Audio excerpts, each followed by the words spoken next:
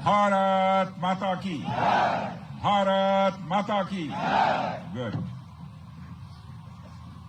जम्मू कश्मीर के lieutenant governor Shri Manoj ji Sinha, Jammu Kashmir के मुख्यमंत्री जनाब अमर अब्दुल्ला साहब, chief of army staff general Upendra Dwivedi, GOC northern command lieutenant general Prateek Sharma, GOC 15 corps lieutenant general Prashant Shrivastava और हमारी आर्म्ड फोर्सेस के सारे अफसर्स और मेरे बहादुर जवानों, सबसे पहले आतंकवाद और आतंकवादियों से लड़ते हुए हमारे जिन बहादुर जवानों ने अपनी शहादत दी है, उनकी शहादत को मैं नमन करता हूं, उनकी मैं स्मृति को नमन करता हूं। और साथ ही पहलगाम में जो निर्दोष नागरिक आतंकवादियों के द्वारा मारे गए हैं, उनकी भी स्मृति को मैं नमन करता हूं। मैं हमारे घायल सैनिकों के साहस को भी नमन करता हूं और ईश्वर से यह प्रार्थना करता हूं कि वह जल्द से जल्द स्वस्थ हो जाएं। मेरे दोस्तों, इन विषम परिस्थिति में आप सबके बीच आज आकर मैं स्वयं को बहुत ही गौरवान्वित महसूस कर रहा हूं। हमारे प्रधानमंत्री माननीय नरेंद्र मोदी जी के कुशल नेतृत्व और मार्गदर्शन में ऑपरेशन सिंदूर के दौरान आपने जो कुछ भी किया है, उस पर पूरे देश को गर्व की अनुभूति हो रही है। मैं अभी भले ही आपका रक्षा मंत्री हूं, लेकिन उससे पहले तो मैं भारत का एक नागरिक हूं। रक्षा मंत्री के साथ साथ मैं आज भारत के नागरिक के रूप में भी आप सबके प्रति आभार व्यक्त करने के लिए यहां मौजूद हूं। पहलगाम हमले के बाद हमारे जम्मू कश्मीर की जनता ने पूरी एकजुटता के साथ और पाकिस्तान और साथ ही साथ आतंकवादियों के प्रति जिस प्रकार से अपने गुस्से का इजहार किया है, मैं जम्मू कश्मीर की जनता का भी अभिनंदन करता हूं। मेरे साथियों, आपकी उस ऊर्जा को महसूस करने आया हूं जिसने दुश्मनों को नष्ट नाबूद कर दिया है। आपने जिस तरीके से सीमा के उस पार पाकिस्तान की चौकियों और बंकरों को आपने ध्वस्त किया, दुश्मन मैं समझता हूं उसे कभी भूल नहीं सकता। आपने देखा होगा कि आमतौर पर लोग जोश में होश खो देते हैं, लेकिन आपने जोश भी रखा, होश भी रखा और सूझबूझ के साथ दुश्मनों के ठिकानों को आपने बर्बाद किया है। आज मैं यहां रक्षा मंत्री के साथ साथ एक मैसेंजर के रूप में भी आप सबके सामने मौजूद हूं। पूरे देश की शुभकामनाएं, उनकी प्रार्थनाएं और उनकी कृतज्ञता को लेकर आप सबके बीच यहां मैं मौजूद हूं। एक तरह से आप समझिए कि मैं एक डाकिया बनकर आपके बीच आया हूं और देशवासियों का संदेश लाया हूं। संदेश यह है कि हमें हमारी सेनाओं पर गर्व है। साथियों, ऑपरेशन सिंदूर सिर्फ एक ऑपरेशन का नाम भर नहीं है, बल्कि यह एक हमारी प्रतिबद्धता है, यह हमारा एक कमिटमेंट है। एक ऐसी प्रतिबद्धता जिसमें भारत ने दिखा दिया कि हम सिर्फ डिफेंस नहीं करते हैं, जब वक्त आता है तो हम कठोर निर्णय भी लेते हैं और कठोर कार्रवाई भी करते हैं। यह ऑपरेशन उस एक एक जवान की आंखों में देखा गया सपना था कि हर आतंकी ठिकाना, चाहे वह घाटियों में छुपा हो या बंकरों में दबा हो, हम वहां पहुंचेंगे और दुश्मन की छाती चीरकर हम उन आतंकी ठिकानों को खत्म करके ही हम वापस लौटेंगे। मेरे साथियों, ऑपरेशन सिंदूर आतंकवाद के खिलाफ भारत द्वारा चलाई गई अब तक के इतिहास की मैं मानता हूं यह सबसे बड़ी कार्रवाई है। 35-40 वर्षों से भारत सरहद पार से चलाए जा रही आतंकवाद का सामना कर रहा है। आज भारत ने पूरी दुनिया को यह साफ कर दिया है, यह स्पष्ट कर दिया है कि आतंकवाद के खिलाफ हम किसी भी हद तक जा सकते हैं। साथियों, आतंकवादियों ने पहलगाम में आतंकवादी घटना को अंजाम देकर भारत के मस्तक पर चोट पहुंचाने की कोशिश की है। भारत की सामाजिक एकता को तोड़ने का भी प्रयास किया गया है। उन्होंने भारत के माथे पर वार किया, हमने उनकी छाती पर वार किया है और छाती पर घाव किया है। पाकिस्तान के जख्मों का इलाज इसी बात में है कि वह भारत विरोधी और आतंकवादी संगठनों को पनाह देना बंद करे और अपनी जमीन का इस्तेमाल भारत के खिलाफ किसी भी सूरत में न होने दे। साथियों, आपको याद होगा कि लगभग 21 साल पहले स्वर्गीय अटल बिहारी वाजपेयी जी के सामने इसी पाकिस्तान ने इस्लामाबाद में डिक्लेरेशन किया था कि अब उनकी धरती से आतंकवाद एक्सपोर्ट नहीं किया जाएगा। मगर पाकिस्तान ने भारत को धोखा दिया है, पाकिस्तान ने भारत को छला है और आज भी वह धोखा दे रहा है। इसका खामियाजा अब उसको भारी कीमत करके भुगतना पड़ा है और यह कीमत यदि आतंकवादी वारदातें चलती रही तो लगातार यह बढ़ने ही वाली है। हमारे प्रधानमंत्री श्री नरेंद्र मोदी जी ने दो टूक शब्दों में आतंकवाद के खिलाफ भारत की नीति को रीडिफाइन कर दिया है, इसे परिभाषित कर दिया है, जो यह कहती है कि हिंदुस्तान की सरजमी पर किया गया कोई भी आतंकी हमला एक एक्ट ऑफ वार माना जाएगा। दोनों देशों में जो अंडरस्टैंडिंग बनी है फिलहाल वह इसी बात को लेकर है कि सरहद पार से कोई बेजा हरकत अब नहीं की जाएगी। अगर की गई तो बात निकलेगी तो बहुत दूर तक जाएगी। साथ ही हमारे प्रधानमंत्री ने यह भी साफ कर दिया है, आतंक और बातचीत कदापि एक साथ नहीं चलेंगे और अगर बात होगी तो आतंकवाद पर होगी और पाक ऑक्युपाइड कश्मीर पर ही होगी। साथियों, ऑपरेशन सिंदूर की कामयाबी ने पाकिस्तान में छिपे आतंकी संगठनों और उनके आकाओं को भी यह साफ बता दिया है कि वे कहीं भी अपने आप को महफूज और सुरक्षित न समझें। अब वे हमारे बहादुर भारतीय सेनाओं के निशाने पर हैं। दुनिया जानती है हमारी सेनाओं का निशाना अचूक है और वो जब वो निशाना लगाते हैं तो गिनती करने का काम वह दुश्मनों पर छोड़ देते हैं।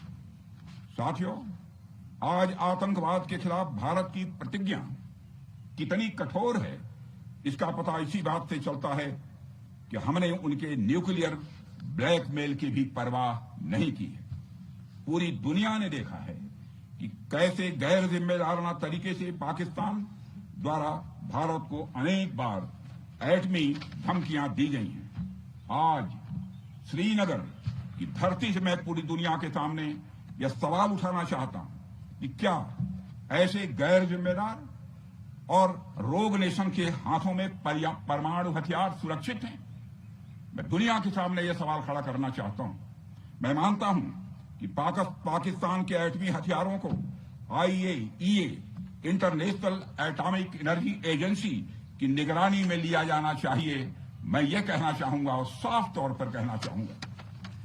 साथियों, हमारी सेनाओं हमारी सीमाओं पर अपनी मातृभूमि की रक्षा के लिए जिस तरह से आप सभी बिना रुके बिना थके दिन रात लगे रहते हैं वह अपने आप में अद्भुत है और अद्वितीय भी है। आपकी यही बातें हम सब भारतीयों के लिए मार्गदर्शक का कार्य करती हैं। यही कारण है कि मैं हमेशा आपसे मिलने के लिए उत्साहित रहता हूं ताकि आपके अंदर की ऊर्जा से हम सब भी कुछ प्रेरणा ले सकें। साथियों, आतंकियों ने पहलगाम में धर्म पूछकर हमारे निर्दोष लोगों को मारा। उसके बाद आपने जो जवाब दिया उसे पूरी दुनिया ने देखा है।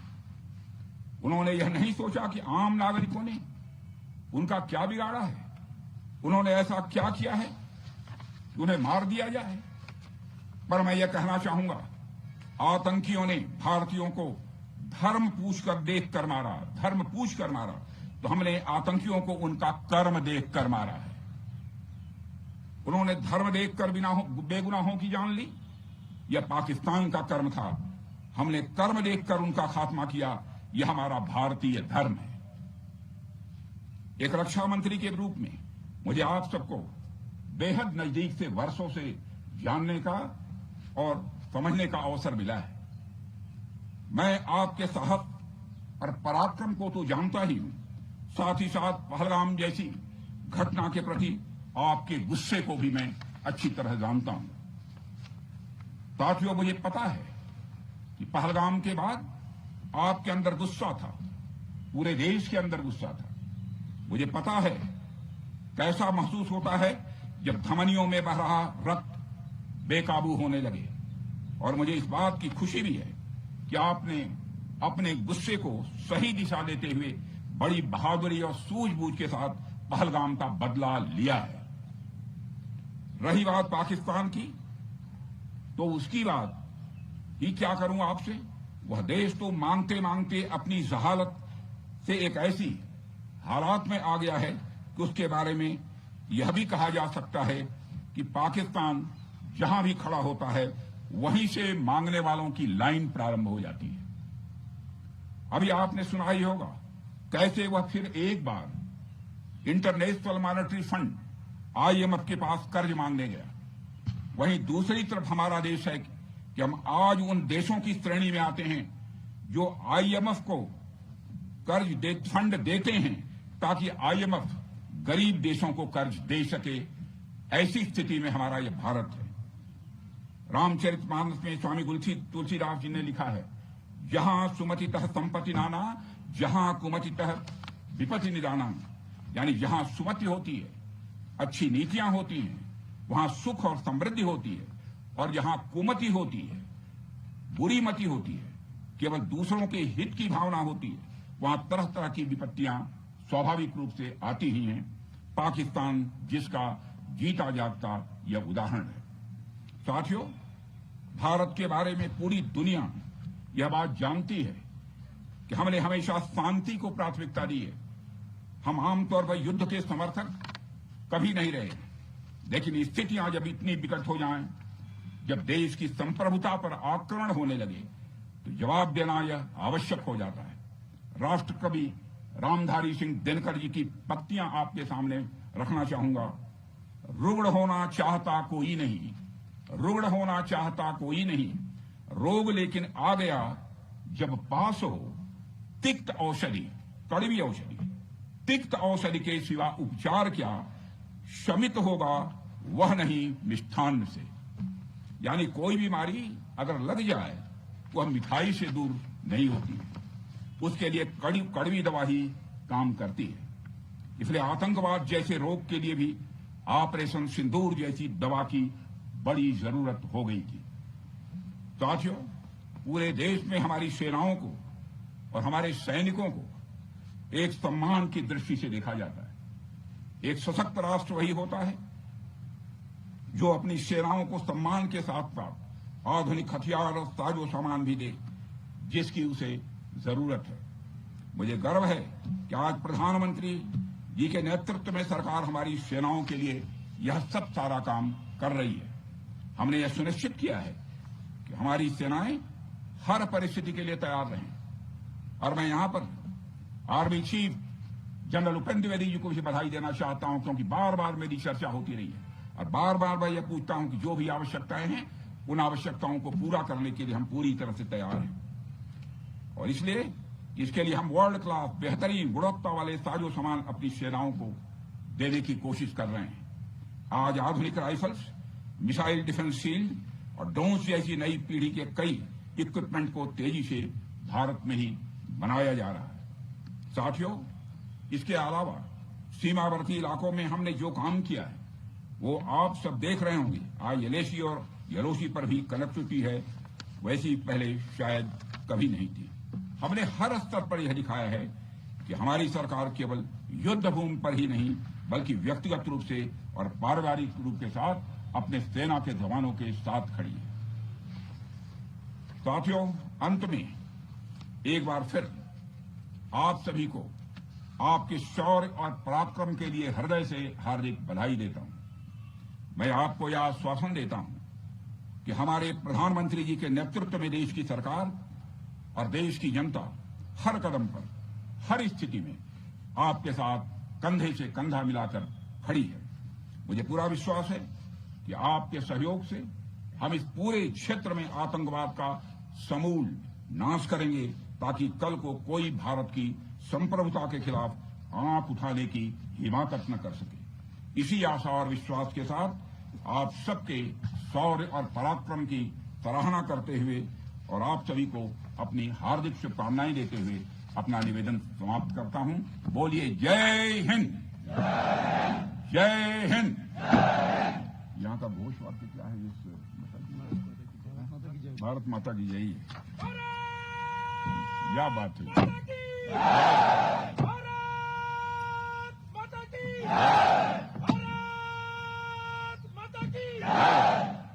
और अच्छी